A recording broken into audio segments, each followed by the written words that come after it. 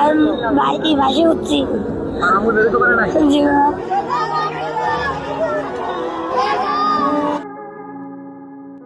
এবারের ঈদ যাত্রায় যেন নেমে এসেছে মৃত্যুর মিছিল। গত কয়েকদিনের দুর্ঘটনায় আনুমানিক প্রায় 200 মানুষ প্রাণ হারিয়েছে।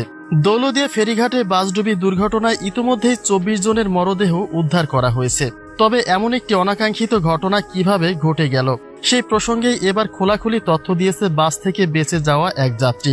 অন্যদিকে বাসডুবি দুর্ঘটনায় অপু বিশ্বাস এবং বুবলি মর্মাহত হয়েছেন। আবেগঘন এক স্ট্যাটাসে হতাহতদের জন্য দোয়া ও প্রার্থনা করেছেন তারা।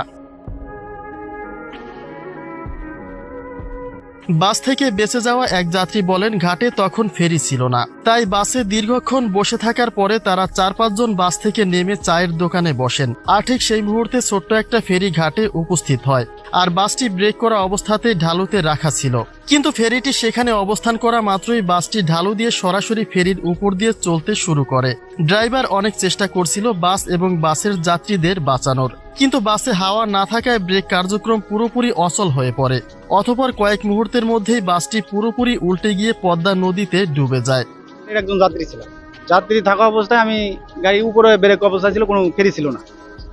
ফেরি না থাকার কারণে ওই ছোট ফেরিটা মাত্র ভিড়ছে, আর ওই গাড়িটা উপরে দাঁড়ানো ছিল ঢাল থেকে ডাইরেক্ট শুরু হয়েছে, মানে দ্রুত স্পিড ডাইরেক্ট যায় পানিতে।